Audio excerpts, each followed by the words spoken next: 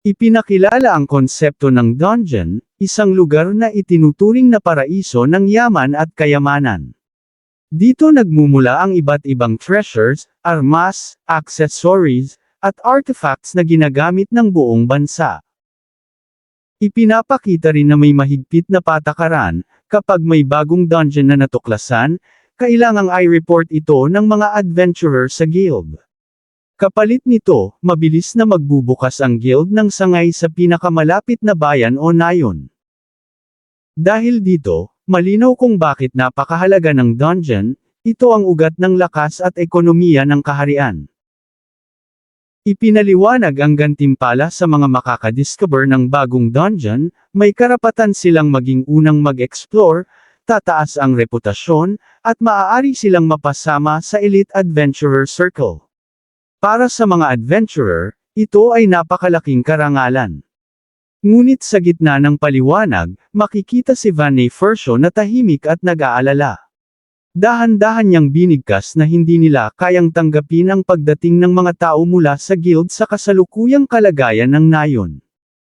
Mas lumalim ang diskusyon. Si especially Erda, ang matalinong tagapayo ni Van, ay nagpaliwanag na kapag nalaman ng iba ang tungkol sa dungeon, tiyak na magpapadala ng tropa ang mga karatig bansa. Binanggit din ang banta mula kay Count Ferdinand, na malamang ay uusad agad para agawin ang oportunidad. Si Van, bagamat nakangiti, ay nagsalita ng may bigat, itinuring niya ang sarili bilang pabigat sa Fursho family, at alam niyang aagawin sa kanya ang lahat sa unang pagkakataon kung magkamali siya ng desisyon. Kaya malinaw ang plano, palawakin at patibayin muna ang nayon bago ang kina ng dungeon. Nagkaisa ang grupo sa mas maingat na hakbang. Sa halip na i-report agad, paliitin muna ang area kung saan posibleng naroon ang dungeon o kaya'y kolektahin muna ang resources sa paligid. Tahimik na nagmuni-muni si Van at binigyang diin na ang dungeon ay kasing halaga ng isang noble title, isang bagay na kayang magpabago ng kapalaran ng isang teritoryo. Ngunit para sa kanya, ang pag-angkin ngayon ay masasayang lamang kung hindi pa handa ang nayon. Sa huling eksena, bumigat ang damdamin ni Vanne Fursho habang inaalala ang pagtingin ng kanyang pamilya, itinuring siyang walang silbi at walang inaasahan. Ngunit dito rin tumibay ang kanyang determinasyon. Buong linaw niyang sinabi sa sarili na gagamitin niya ang sariling kapangyarihan, at hindi niya hahayaang angkinan ng iba ang nayon na kanyang pinaghirapan. Ito ang sandaling nagmarka ng kanyang paninindigan, ipagtatanggol niya ang teritoryo at ang mga taong nagtiwala sa kanya, anuman ang kaharipan. Habang naglalakad sa loob ng nayon, pinupuri ni Arte ang mga nagawa ni Vanne Fursho. Ayon sa kanya, maayos na ang housing situation at sapat na ang mga bahay para sa mga residente. Binanggit din niya na marami na ring bahay ang naipatayo para sa mga lokal. Isang bagay na hindi kayang gawin ng ordinaryong noble. Dahil dito, nasabi ni Arte na napakalakas ng magic power ni Van Sama. Tahimik na sumagot si Van at inamin na napapagod na rin siya, at kapag sinabi niyang pagod na siya, ibig sabihin ay tapos na ang isang malaking gawain. Ngunit sa kabila ng lahat, malinaw sa kanya na ang susunod na problema ay pondo at depensa ng nayon. Kaya't nagpasya siyang mag-ipon muna ng mga sandata at shield bago pa dumating ang mga mangangalakal, dahil kakaunti pa lamang ang lokal na kayang gumawa ng ganitong kagamitan. Ipinakita ang malawak na tanawin ng panlabas na pader ng nayon, na halos tapos na. Ipinaliwanag ni Van na noong una, manipis at mababa lamang ang pader, kaya hindi ito sapat laban sa malalakas na halimaw o posibleng kalaban. Ngunit gamit ang kanyang production magic, naayos niya ang problema. Gumamit siya ng maraming bato at pinatibay ang pader hanggang sa maging kasing tibay ng konkretong istruktura. Hindi ito basta-basta masisira, kahit pa umatake ang mga halimaw o magkaroon ng labanan. Sa ibabaw ng pader, ipinakita ang isa pang inobasyon ni Van, mga pinasimpleng balista. Gumamit siya ng kahoy at katad upang makabuo ng epektibong sandata na kayang magpakawala ng malalakas na bala mula sa malayo. Makikita rito kung gaano kapraktikal mag-isip si Van. Hindi niya hinanggad ang sobrang komplikadong disenyo, sa halip, pinili niya ang madaling gawin, madaling ayusin, pero mabisang sandata para sa depensa ng nayon. Ipinakita kung paano gumagana ang mga balista. Ayon kay Van, kaya nitong magpaputok ng bolt nang hindi inilalagay sa panganib ang operator, dahil may shield sa harapan ng bawat sandata. Bukod dito, nagtayo rin siya ng mga tore sa paligid ng nayon, at sa bawat tore ay may naka-install na balista. Dahil dito, kahit salakayin ang nayon mula sa iba't ibang direksyon, may kakayahang ipagtanggol ang sarili ang teritoryo. Matapos suriin ang lahat, iniwan ni Van ang gawain kay Kamshin, ang taong namamahala sa operasyon, at pinuri niya ito sa magandang trabaho bago bumalik upang magpahinga. Sa gabi, kinausap ni Kamshin si Van. Hawak niya ang ilang bato at sinabi niyang iyon lamang ang kaya niyang maibigay, ngunit labis siyang humahanga dahil napakadaling nabago ni Van sama ang buong nayon. Ngumiti si Van at ipinaliwanag na bilang isang lord, tungkulin niyang akuan ang lahat ng responsibilidad. Sinabi niya na kaya niya lang hilingin kay Kamshin na magdala ng mga bato, dahil ang bigat ng lahat ng desisyon at trabaho ay siya na ang bahala. Sa huli, tinanong ni Van si Kamshin. Kamshin, may pangarap ka ba? Isang tanong na hindi lang tungkol sa trabaho, kundi sa hinaharap ng buong nayon. Tahimik na nakaupo si Kamshin, halatang nag-iisip ng malalim matapos tanungin ni Van ni Fersho kung may pangarap siya. Sa isip ni Van, napatanong siya sa sarili kung hindi ba masyadong mabigat ang tanong para sa isang 10 taong gulang. Dahan-daang nagsalita si Kamshin, nanginginig ang boses habang sinisimulan ang kanyang sagot, ang pangarap ko. Biglang nagbago ang ekspresyon niya, mula sa pag-aalinlangan ay naging matibay at seryoso. Buong lakas niyang sinabi ang tunay na laman ng kanyang puso. Gusto kong protektahan si Van sama. Isang simpleng sagot, pero ramdam ang lubos na katapatan at determinasyon. Nagulat si Van Fersho sa narinig. Napahawak siya sa dibdib, hindi inaasahan na may isang batang tulad ni Kamshin na may ganitong klaseng paninindigan. Sa isip ni Van, napansin niya kung gaano kaseryoso at tuwid mag-isip si Kamshin, at kung gaano ito tunay na nag-aalala para sa kanya. Ngumiti si Van at mahinahong nagsalita, pinasalamatan niya si Kamshin pero pinaalalahanan din ito na huwag magpakapagod ng sobra. Masiglang tumanggo si Kamshin at buong galak na sumagot ng, oo, halatang masaya dahil kinilala ang kanyang damdamin. Lumipas ang mga araw. Ipinakita na 3 araw na walang tigil na nagtrabaho si Van Fersho. Sa loob ng panahong iyon, lalo pang pinatibay ang mga pader, dinagdagan ang mga balista, at ginawang mas organisado ang depensa ng nayon. Sa itsura nito ngayon, mistula na itong isang maliit na kuta imbes na simpleng nayon lamang. Kasabay nito, makikita si Van na nakatingin kay Kamshin, iniisip na balang araw ay gagawan niya ito ng sariling armor. Para kay Van, si Kamshin ay hindi lang isang tagasunod, isa siyang kabalyero na kailangang maprotektahan mula sa panganib. Dumating ang ilang panauhin at nasaksihan nila ang kasalukuyang anyo ng nayon. Lahat sila ay namangha. May nagsabi na napakahirap makakita ng nayon na ganito katibay, habang ang iba naman ay nagsabing hindi na ito matatawag na ordinaryong nayon, isa na itong ganap na fort. Isa sa kanila ang nagbanggit na kahit ang mga bandido ay hindi basta-basta makakapasok sa ganitong depensa. Sa huli, nabanggit ang pangalan ng Duke Halpa, at sinabi ng isa na kung nalaman lamang daw niya ang tunay na kapangyarihan ni Van Sama, tiyak na mag-iiba ang pagtingin ng buong pamilya ng Duke. Nagkaroon ng mainit na diskusyon. Isang lalaki ang nagsabi na hindi ba masyadong mapanganib gamitin ang kakayahan ni Van Sama sa labanan, dahil baka makilala o mabunyag ang tunay niyang lakas. Ngunit tumutol si especially Erda, ang matalinong tagapayo. Ipinaliwanag niya na ang ulo ng pamilya ay laging inuuna ang kakayahang lumaban, pero hindi lang iyon ang sukatan ng lakas. Ayon kay Especially Erda, ang digmaan ay hindi lang tungkol sa sagupaan ng mga sundalo, kailangan ding gumana ng sabay ang opensiba, depensa, at supply. Sa huli, malinaw ang conclusion. Ang tunay na kapangyarihan ni Van Nefersho ay hindi para manakop, kundi para protektahan ang kanyang mga tao. Hindi ito angkop sa pananakop ng ibang bansa, pero perpekto para sa pagtatanggol ng kanyang teritoryo. Tahimik pero seryoso ang tono ni Van Sama, habang ipinapaliwanag niya ang realidad ng kanilang sitwasyon.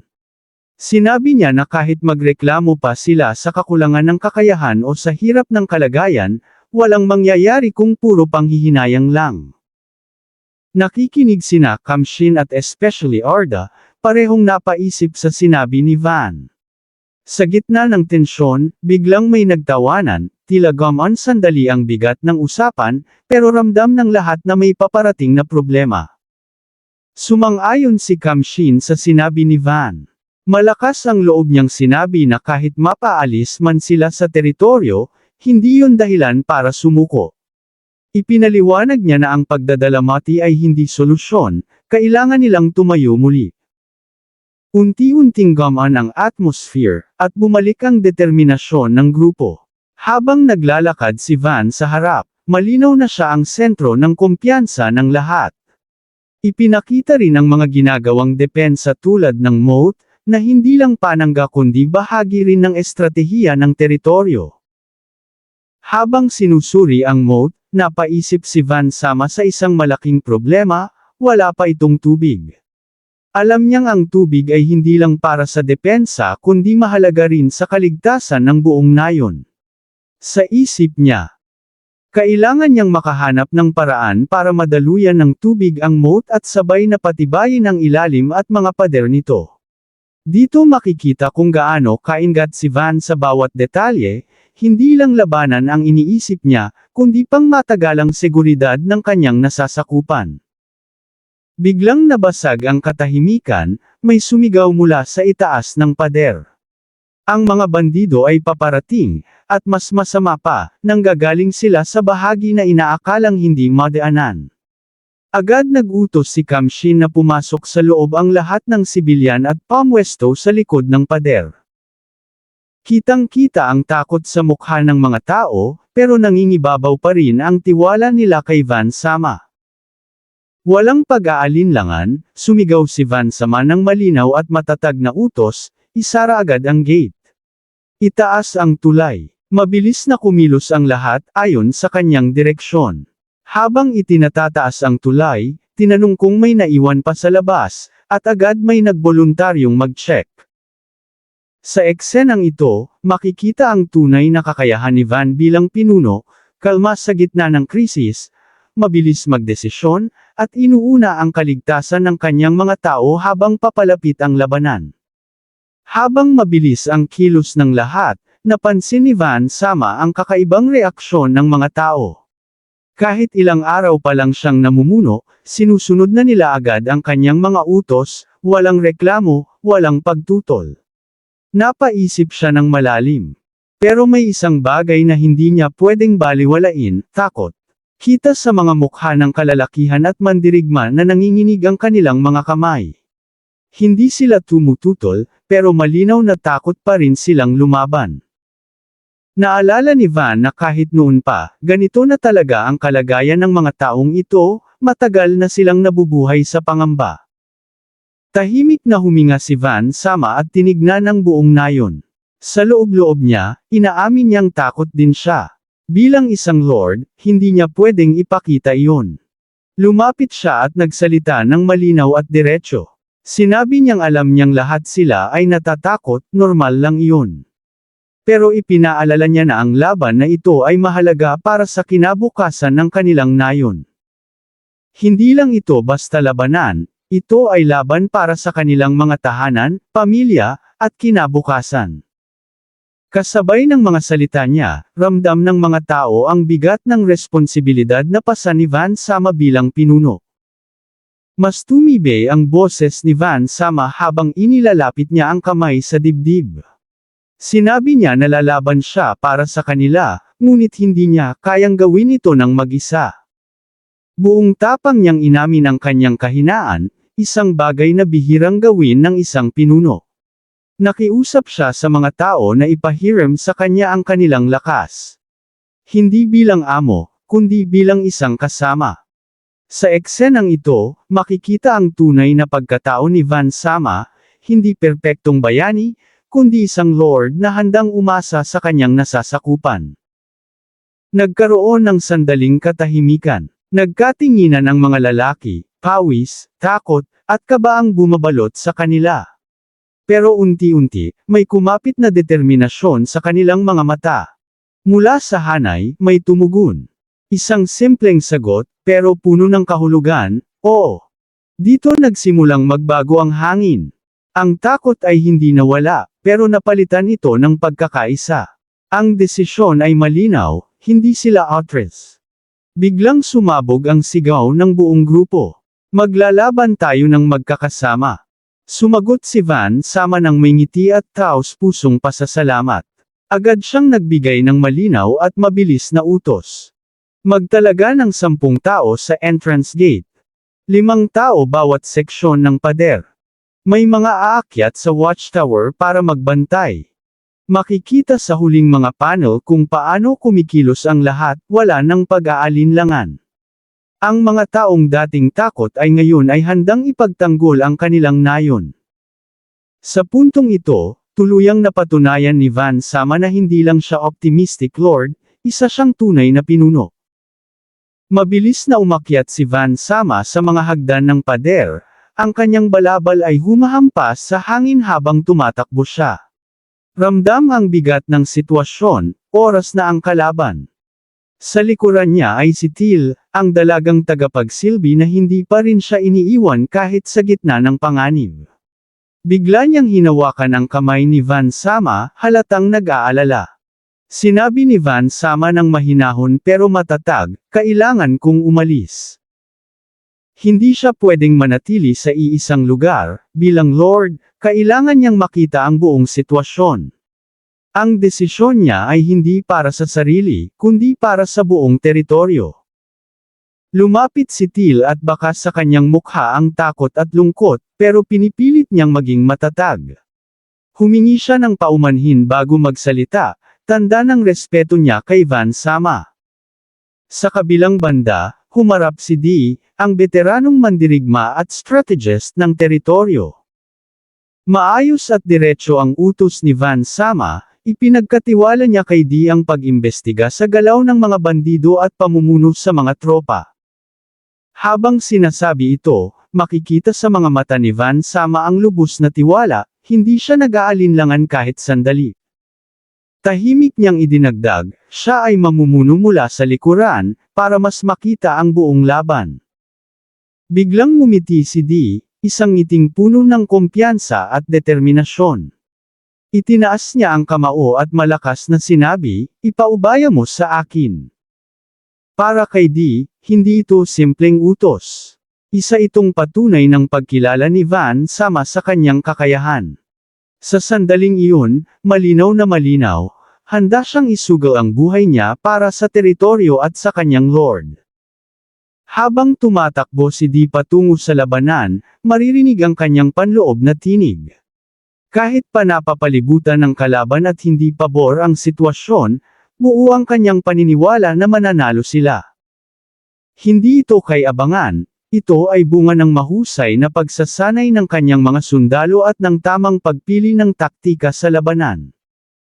Sa isip ni Dee, malinaw ang dahilan ng kanyang kumpiyansa, alam niyang kaya niyang pamunuan ang hukbo ng mas maayos kaysa kay Commander Stradale. Hindi dahil sa pagmamataas, kundi dahil sa karanasan at kakayahan. Habang nagpapatuloy ang labanan, napaisip si Dee. Ang kakayahan niyang ito, ang pamumuno, ang taktikal na pag-iisip, ay dati niyang ginagamit para sa ibang layunin. Ngayon, ang lahat ng iyon ay iniaalay na niya kay Van Sama. Sa kanyang isipan, tahimik niyang inamin, palagi siyang binibigla ni Van Sama, sa tapang, sa tiwala, at sa paraan ng pamumuno. Sa huling panel, makikita si Van Sama na kalmado ngunit determinado, isang batang lord na unti-unting nagiging tunay na haligi ng kanyang teritoryo. At dito mas lalong tumitibay ang paniniwala ni Dee, ang lord na ito ay karapat-dapat sundan hanggang dulo. Sa gitna ng kaguluhan, makikita si Van Sama na nakangiti habang pinagmamasdan ang sitwasyon. Sa kanyang isip, malinaw ang pasya, magkakatiwala siya kay Dee.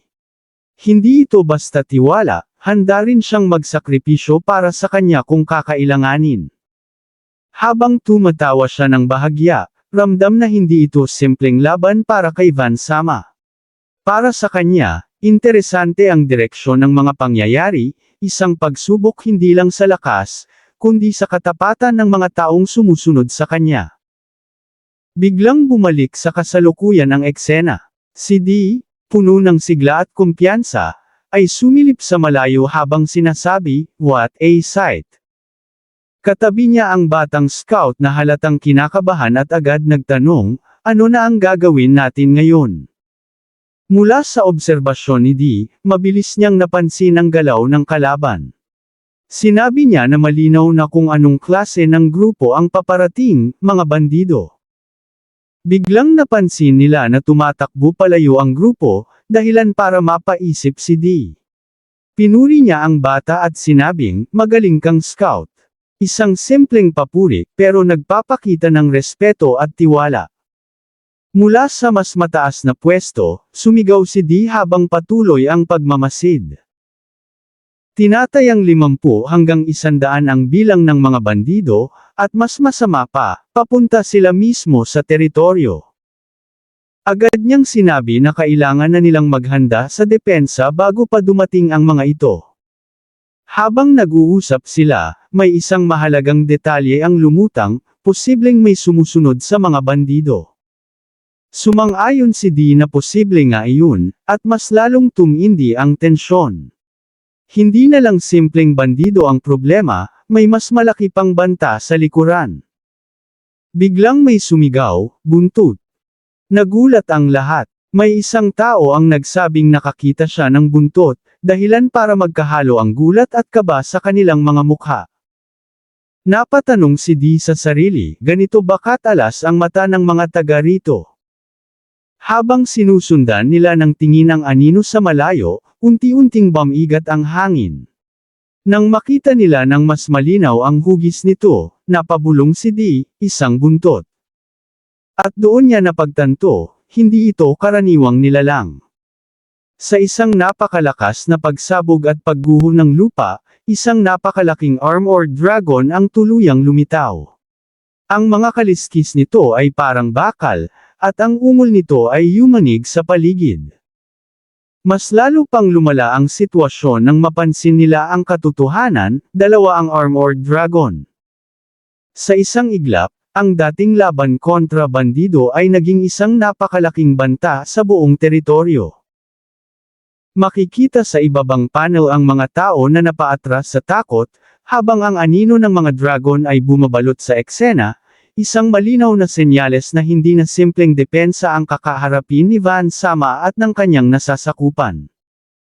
Mula sa itaas ng pader, sumigaw ang isang bantay kay Van Sama habang pawis na pawis ang mukha. Malinaw ang ulat niya, ang armored dragon ay humahabol sa mga bandido na papunta mismo sa teritoryo. Habang nakikinig si Van Sama, unti-unting tumigas ang kanyang ekspresyon. Ipinaliwanag ng mga kasama na kahit ang mga bihasang knight ay mahihirapang lumaban sa armored dragon, at mas masakla pa, wala kahit isang ganong klaseng mandirigma sa nayon. Idinagdag pa nila na hindi kayang bot-asin ng ordinaryong sandata ang katawan ng dragon, at sa kasalukuyan, abala pa ang lahat sa paghahanap ng materyales. Dito malinaw na ipinakita kung gaano kaseryoso ang sitwasyon, isang banta na lampas sa kakayahan ng karaniwang depensa. Biglang sumigaw si Van Sama nang, "Makinig kayo." Ipinaliwanag niya ng mabilis pero malinaw na hindi kayang salagin ng mga taga-nayon ang lakas ng buntot at mga paa ng armored dragon. Sinabi rin niya na kahit isang organisadong hukbo ng knight, kahit walang salamangkero, ay kayang talunin ng dragon sa pamamagitan ng pagpigil sa galaw nito at pag-atake sa mahihinang bahagi tulad ng tiyan. Pero agad niyang inamin ang realidad, hindi kayang gawin iyon ng mga villager.